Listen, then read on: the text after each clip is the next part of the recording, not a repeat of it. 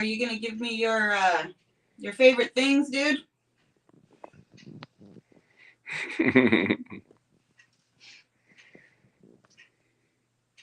Yeah, I can. I don't really have anything favorite that I know of. Oh, we got to work on that. What's your favorite drink?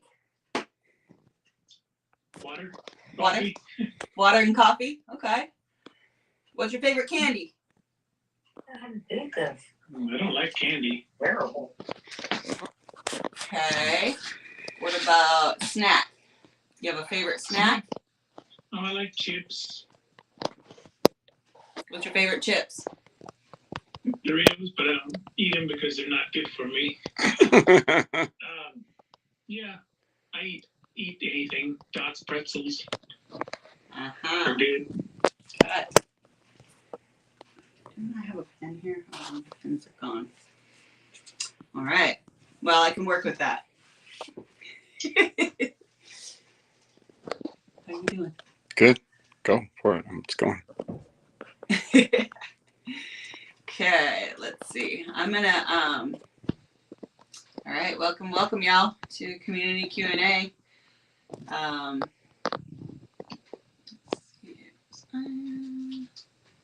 gonna, if we can go ahead and mute everybody out. There we go.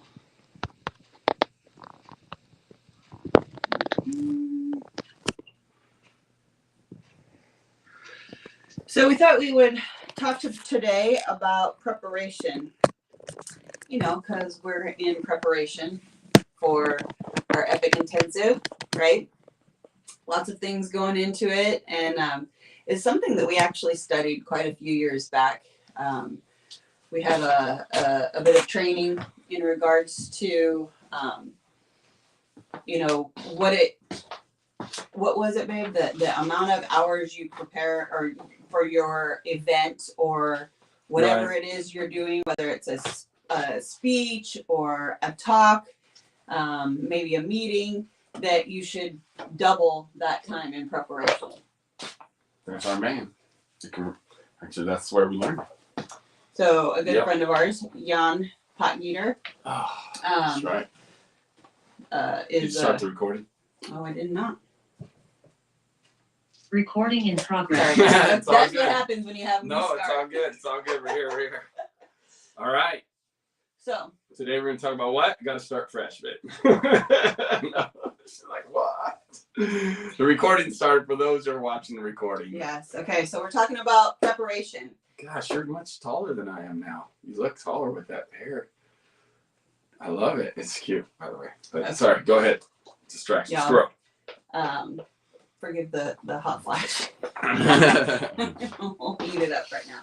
So preparation is our topic for today, and we learned a few years back from our good buddy Jan Potgieter. He is a master negotiator and trains all over the world. Probably one of the top 5 in the world. Fortune 500 companies. Seriously, to negotiate. And so it's a skill, and preparation is a skill. And so, you know, we were trained that for anything that we're preparing for, whether it's a 5-minute talk or an hour-long talk, a weekend seminar, it doesn't matter what it is, that you should prepare, double the time. I think it's double time. I'm going to confirm. Okay. So, you know, how do you prepare for things? I know that there's different people prepare in different ways. Some are very visual, some are like very detail oriented, have to write everything out. Some have lists. We're kind of in the midst of it. So I'll share from my perspective, because Carlos and I do prepare differently. For sure. Especially for like our weekend intensive, right?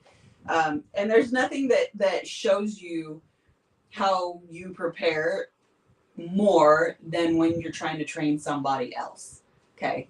So, you know, we've had our legacy leadership hold weekend intensives, retreats. And so I'll never forget, you know, going shopping with Jabel Miller, and he's trying to learn from me. And he's like, you have it all in your head. And I'm like, crap. Because I do. I have lists. I have that for duplication, for training other people, but I've done it so many times that I do have everything in my head. And so I kind of, for me, I'm very visual. So, even today, Carlos is asking what what he can support me in preparation for our weekend intensive. And for me, it's actually 10 times the work to have to explain it to him versus me visually seeing things and being able to go from there. So yeah. We all operate differently, right? But what I do know is that preparation builds confidence. When we prepare, when we are prepared, right, we quiet the fear. Then we know that we've done the work to be ready for whatever it is we're working on, what we're trying to do. Okay, so before you keep going, I just want to kind of bait this a little bit with, because I found the numbers I was looking for. And it's really crazy because I guarantee that most of you do not prepare correctly. Especially, if you think about a driving test, like how many hours of driving you have to do before you go take that driving test, it's real. Like that's preparation, right, for the driving test. Preparation for getting married. You should probably do some mentorship, right? Most of you here did, or you wouldn't be here. That's what we specialize in. And so this is really awesome. I'm kind of building this up because if you've got, let's say, a wedding you're preparing for, if you've got an event, if you've got a date, how about that? Even a date you're going to take your wife on. Guilty. Sometimes I don't prepare very well for that one. I'm serious. This is all preparation is a kind of a big deal. And we don't take very serious. And so there is famous sayings and phrases. I'm finally catching up with you, babe. So if I repeat something, just say I already said it. Because I was researching real quick. One of the things. He was preparing. Yeah.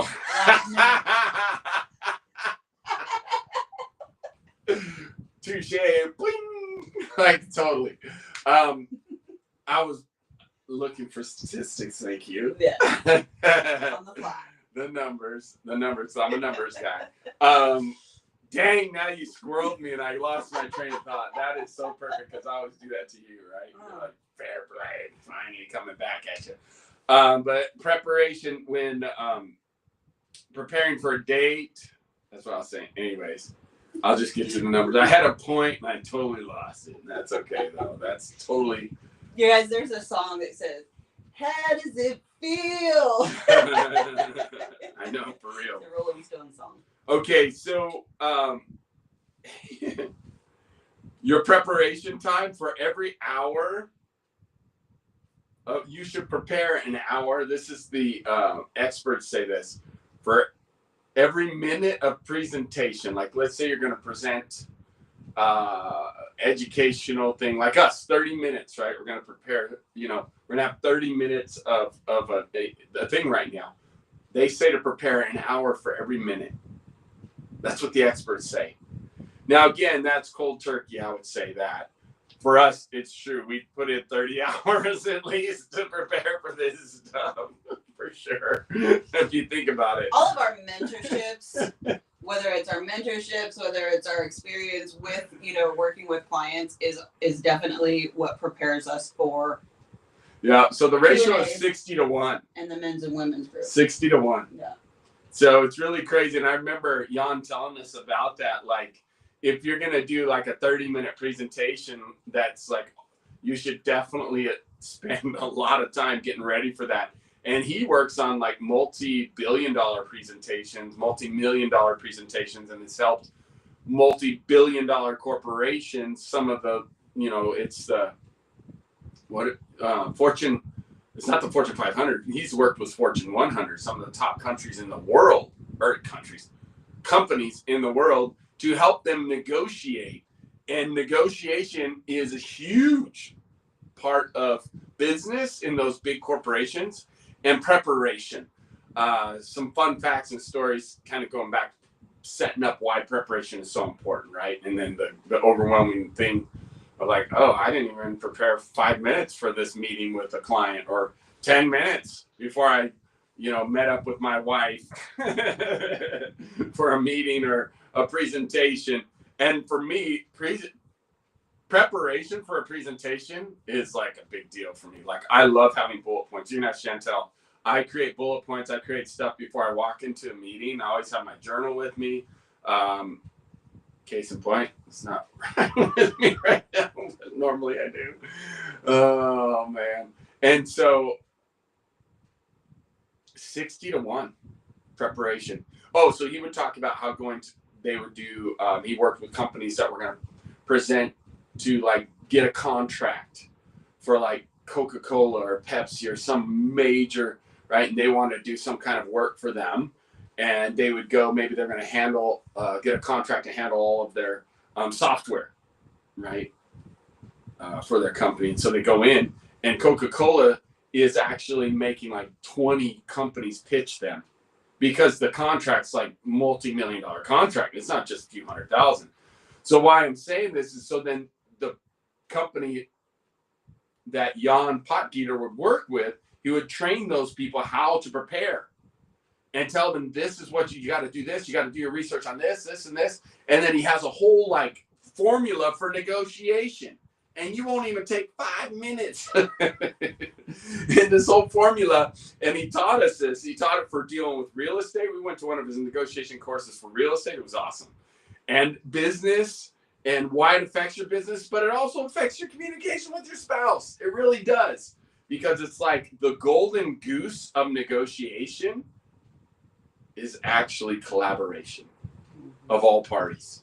Yeah. That's the golden goose, where everybody's happy, everyone's happy, everyone's playing team and all going to work together, right? Instead of feeling like, well, I got screwed out of this deal, and I got screwed out of this deal, whether side of you're trying to sell, right? And so I want to say that because I think a lot of times we just don't even realize, oh, that's the old saying. That's what I was going to say. Got it back. When I said, just stop me if you already said this, is if you fail to prepare, you prepare to fail.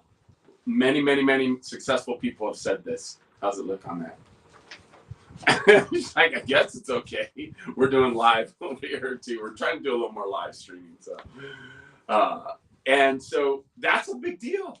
To prepare is really important, and it's true. Again, I'll go into a simple parent-teacher meeting or a family meeting where we're going to talk about a project we're working on here at the ranch, and I'm always like, okay, I got to take a few minutes to prepare, make some bullet points and some thoughts so that we can be efficient with our time. So I wanted to say that 1 hour preparation for every minute of presentation. How crazy is that? We're going to be presenting, quote unquote, for 6 days. We're having an epic intensive. And that's what she started out talking about, how we're preparing for that. And for us, the delivery of the content, things like that, we've got tens of thousands of hours of delivery of content and information and preparation in that part. More of the preparation is logistics and shopping, but that's still a lot.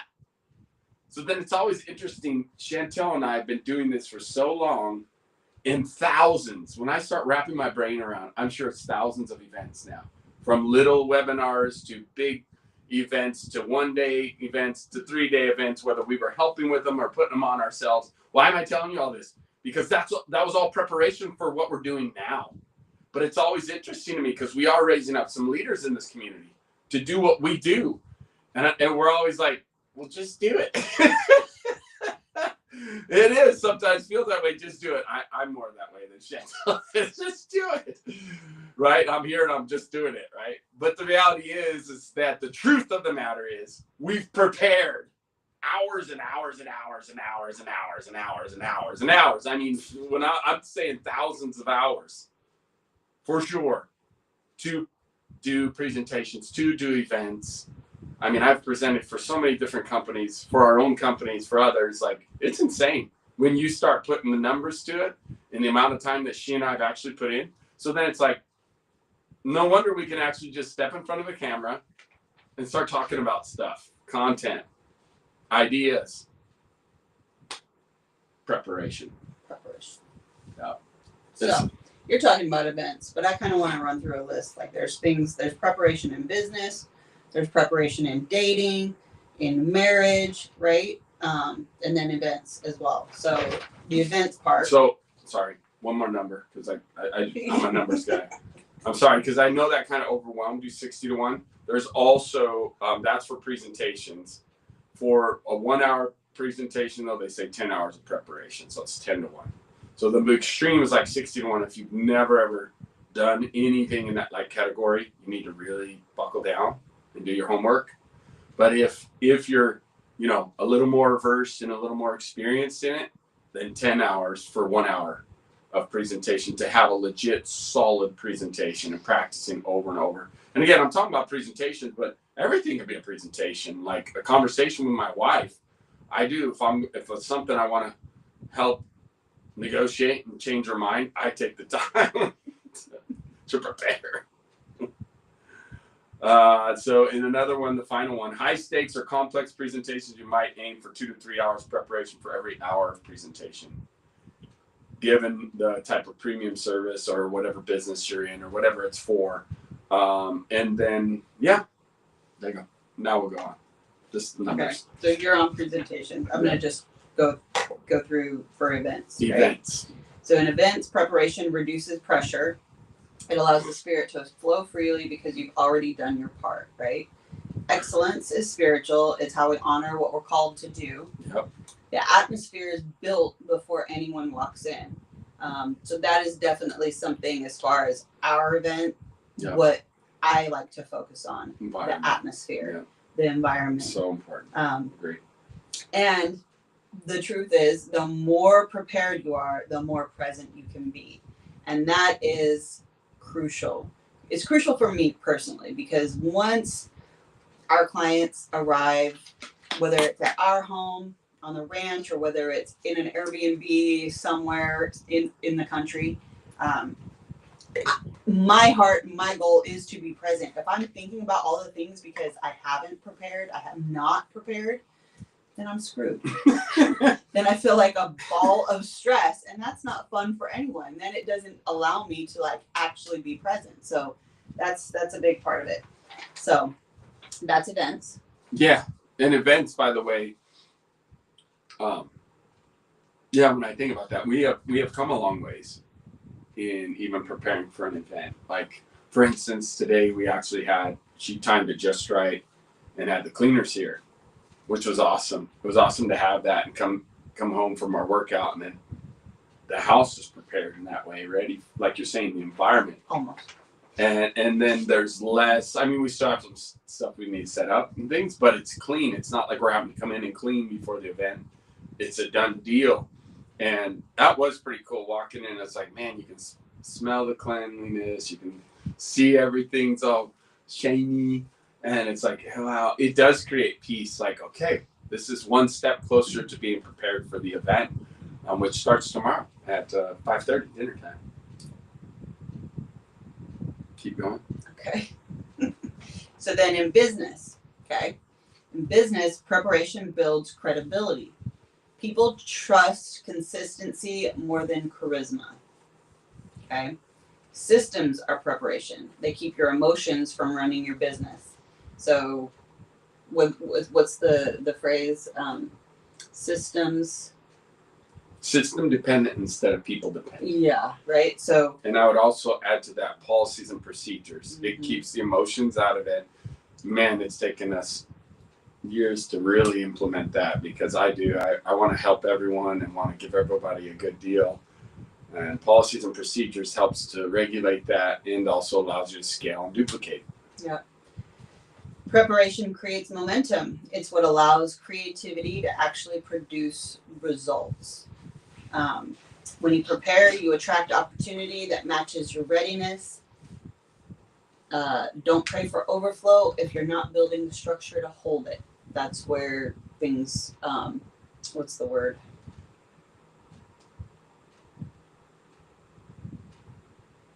Implode.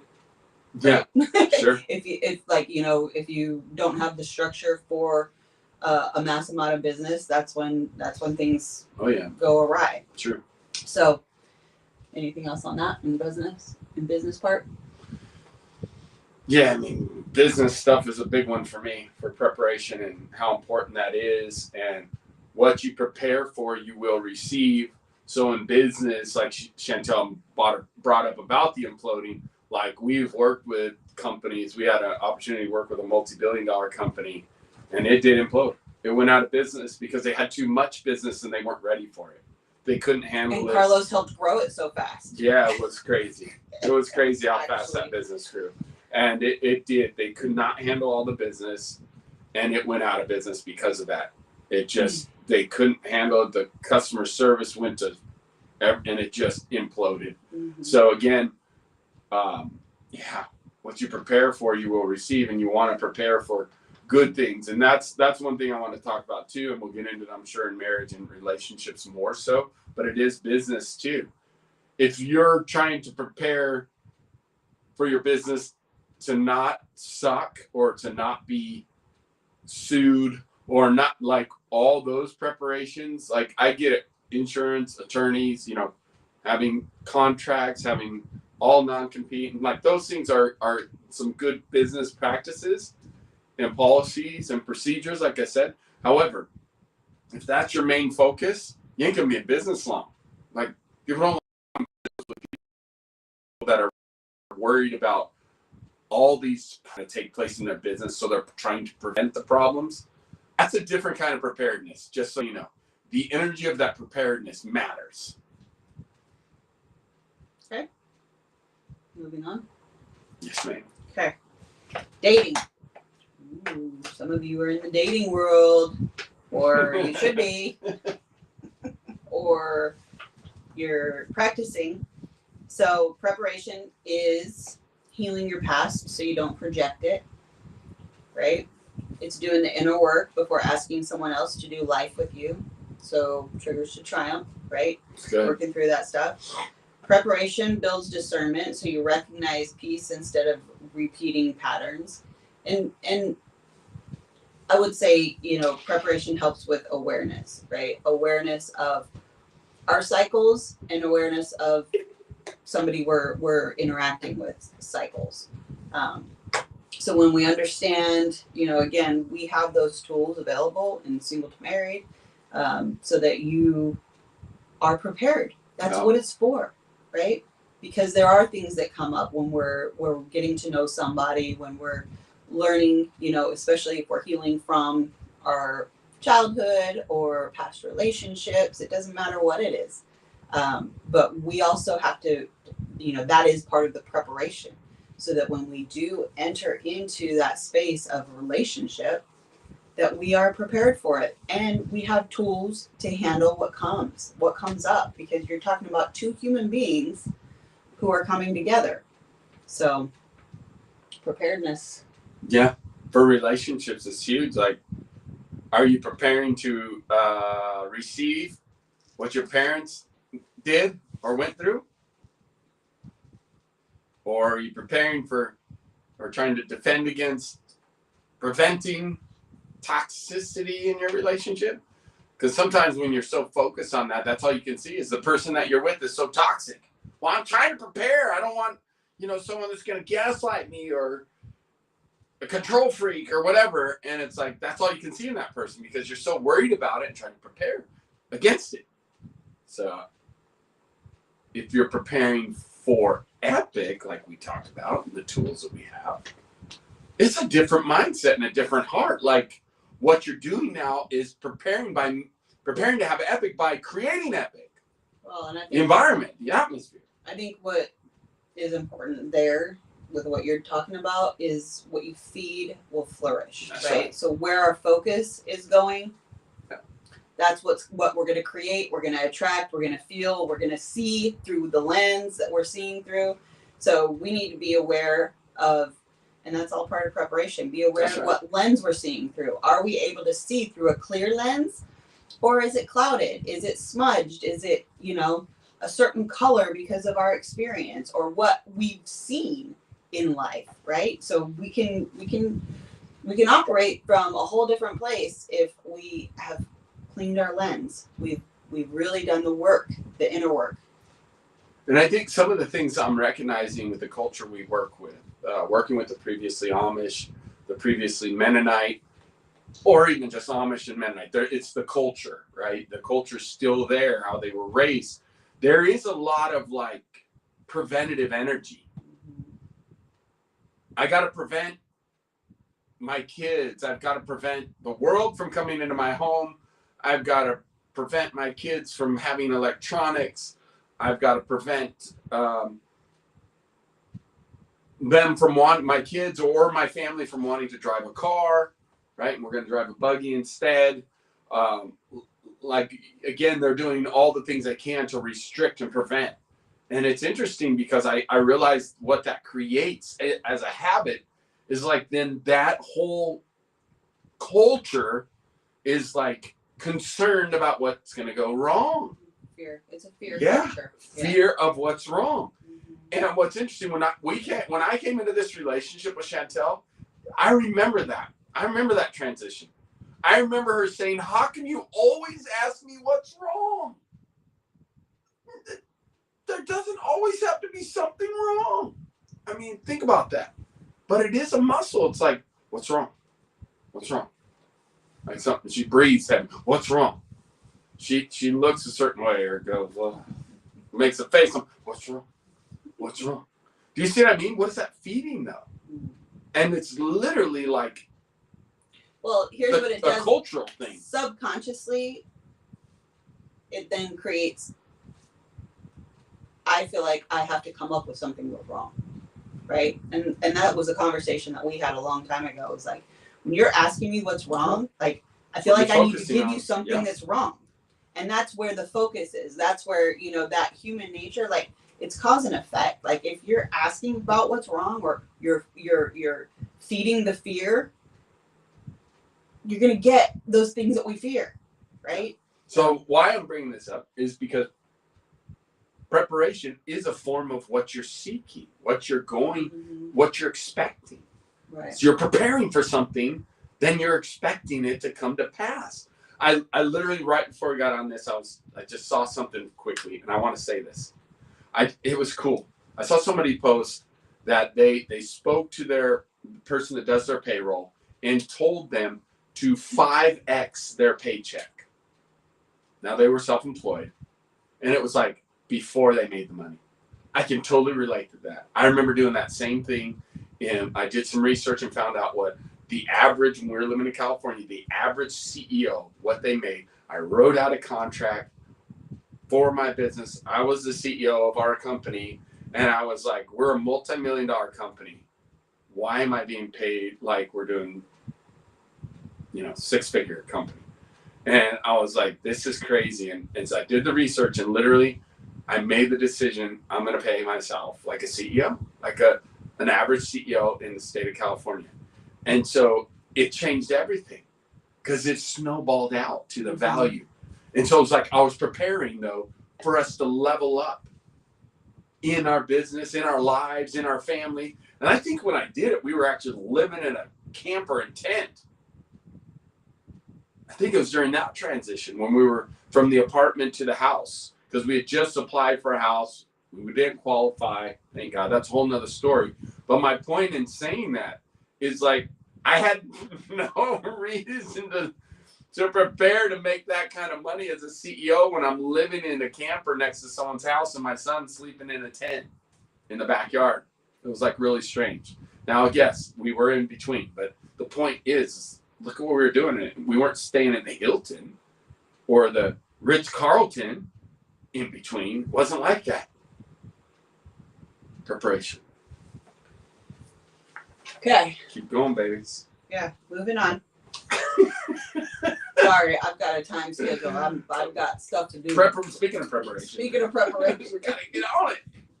In marriage, preparation looks like communication before the crisis. I say this all the time to our couples. Like, when you have raw, real conversations with your spouse before things are heated, before there's something that we have to deal with, then we know how to handle them. Okay. It's learning your partner's needs before resentment speaks for them, right? Those things that get suppressed. That I just did the whole the women's call. We were just talking about communication and being raw and real and vulnerable. Yeah.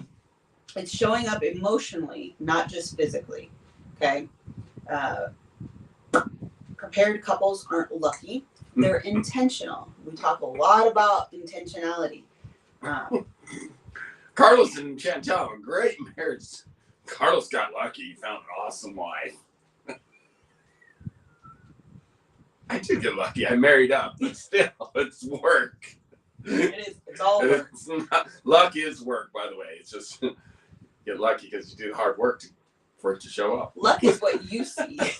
Yeah. It's not what's actually, happening daily. The intentionality, guys, and we do our best to teach you guys to be intentional in everything you do. Right? That intentionality is so key. I can't stress that enough. Preparation protects peace, and peace protects connection. Woo! It's a good That's one. right. What you got? Gotta be prepared. Are you prepared for the event this week? You still have one more day. Tomorrow, you'll probably be showing up here.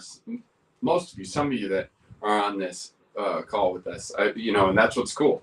Like we have a lot of the same people, right? They say about 20% of the people show up and do 80% of the work, 80-20 rule, right? That's real. And what's interesting, so the ones that are coming to the event this week, a lot of you are here, and some of you that aren't coming are still here. But my point is that, so I'm going to talk to you. How prepared are you for this event? This will be a life-altering, transformative event. The theme is what? Do you remember what the theme is? I'm going to test my wife. I say it a lot on purpose because I can remember. You're testing me? Yeah. I know what it is. You should test them. Put it in the comments. No, I'm serious. You're right. Put it in the comments. If you remember what the theme is. If you were on the call Sunday and you remember what the theme was, that it's interesting. It's opposite what you would think too. That God gave me a word about shining, and Chantel's word was, "Oh yeah, they're supposed to be commenting first." I know. I gave it a clue. Come on, are you with us? Who remembers? He has been saying it a lot. So, by the way, on purpose, for preparation, to prepare you for what to receive as part of the theme of the event. Now, we always do the same standard things because they work. But what God wants to bring and what he's shown us to bring to this event is very specific. Yeah, close. Very close. You still have the opportunity to watch the recording. One person said shining warrior, illuminated by love. Not sure. You're on the right track. Hey, we've got a recording for all of you that are attending. Go watch the recording too, because in that recording we talked about preparation as well and how to get the most out of this event. It was again Carlos's word and my word combined. Yep. Okay. Warrior wasn't quite it, but the shining part was right. I'd already said shining, but you still get 2 points for that. 2 out of 4. My word was in Romans 5. Oh, shining what? Conquer, yes! Hey, yeah. Who said that? I know, that a girl. Awesome. Teamwork makes the dream work. That's right. So Richard got shining. Yep. And I got conqueror. So shining conquerors. Yep. Right? Why?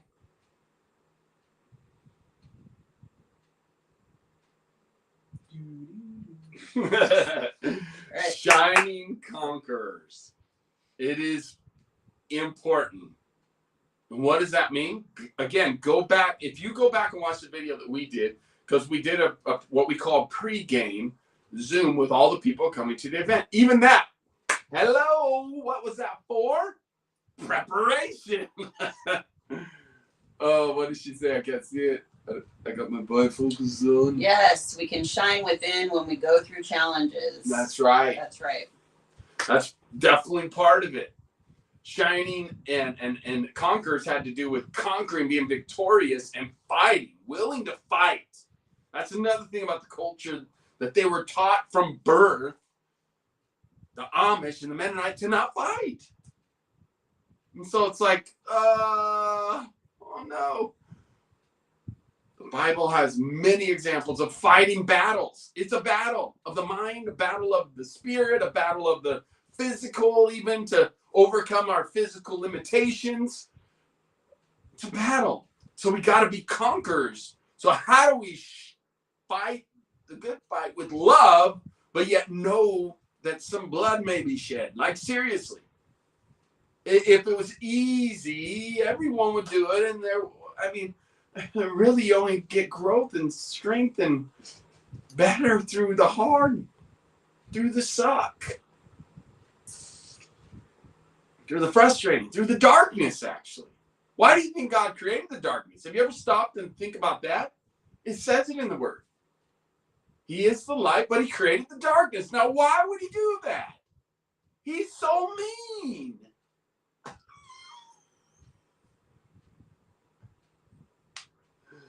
Was I about 7 or 8? I don't know, but you're out of time. He's so mean. Oh, we are? Oh, because you're doing 30 minutes. Okay, I forgot.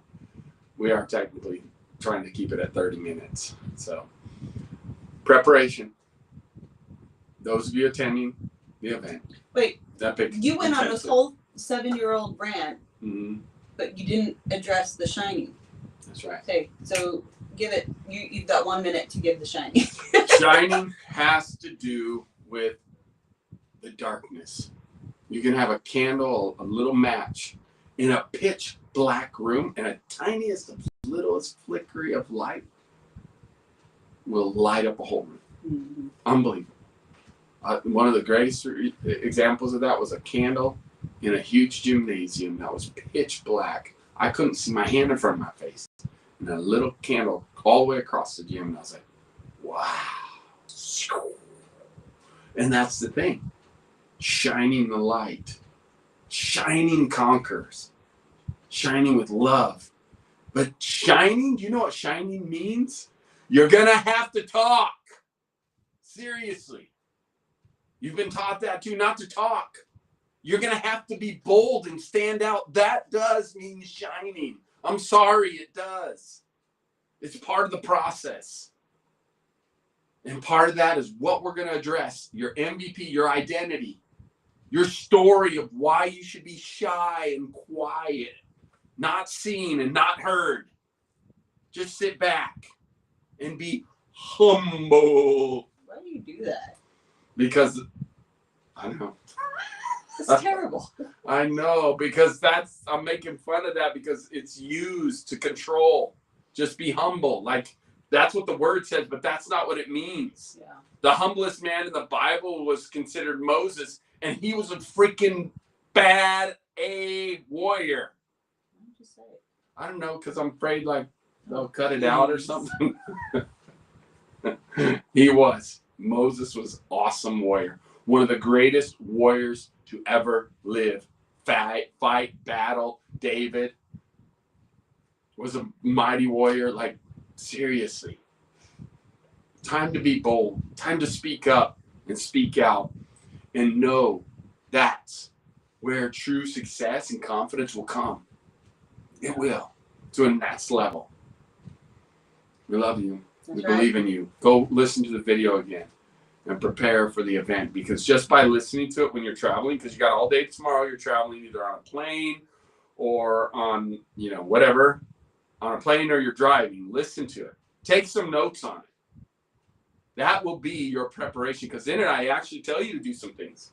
Now, I don't think one person has actually put anything in the chat that we created for the group showing that you're preparing. Now, this ain't a guilt thing. This is just, I want you to get the best out of it. So go listen to it, because I give you directions and tell you to do something in there. Go do it. And you'll be way more prepared for this event than you've ever been prepared for any other event in your life. Just by preparation, you'll get more out of it. You'll receive more. Your life will be transformed more like never thought possible. We love you. We believe in you. Yeah. And you better get to an event, those of you watching. And we're excited to see you guys. So Yes. I need to get busy. Let's go. Love you guys. We'll see you soon. Safe travels. Love you. Yes.